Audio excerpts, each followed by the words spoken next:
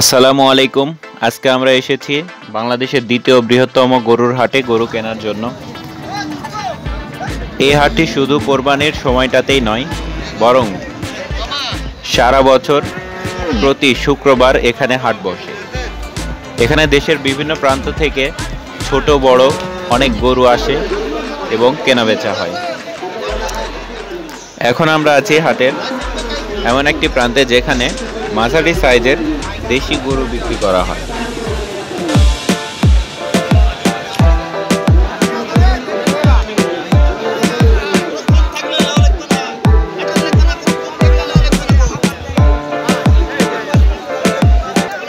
হাটের এই জায়গাটাতে ব্যাপারীদের মাঝে কথা কাটাকাটি হচ্ছে। এটা সাধারণত গরুর হাটে নিত্য নতুন কোনো বিষয় নয়, সবসময় ঘটে থাকে। হাটে এখনো প্রচুর পরিমাণে গাড়িতে করে গরু ঢুকতেছে।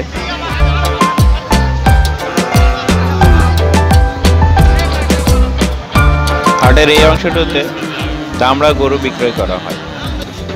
এখন আমরা যেখানে আছি এখানে বিদেশি জাতের অনেক গাভী বাঁধা আছে।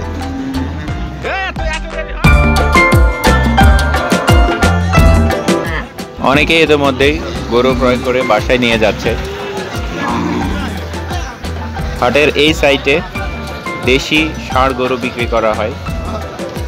বিক্রেতারা তাদের গরু নিয়ে এখানে দাঁড়িয়ে আছে এবং ক্রেতারা তাদের পছন্দ অনুযায়ী দেখে শুনে দাম দর করে গরুগুলো কিনতেছে।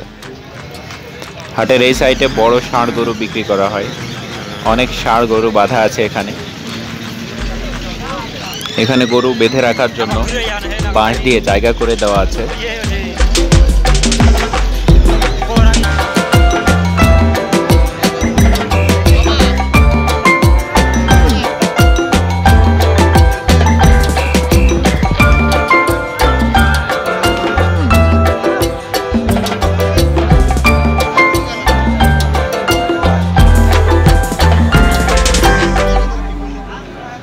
হাটে গরু ক্রয় বা বিক্রয় করতে আসলে গরুর মাংস দিয়ে ভাত না খেলেই যেন নয়, এমন পরিস্থিতি। হাটে যারা আসে ম্যাক্সিমাম সবাই গরুর মাংস দিয়ে ভাত খায়।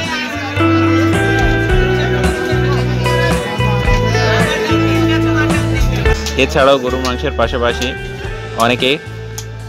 অনেক কালার রুটির দোকান আছে, অনেকে সেখান থেকে রুটি কিনে খায়। হাটে ঘুরে ঘুরে অনেক গরু দেখেছি, আমাদেরও ক্ষুধা লেগে গেছে, তাই আমরা একটি দোকানে বসে খাবার খাচ্ছি। এখানে সাধারণত মাটিতে বসে ভাত খাওয়া হয়। এছাড়াও পাশাপাশি চেয়ার টেবিলেরও ব্যবস্থা আছে।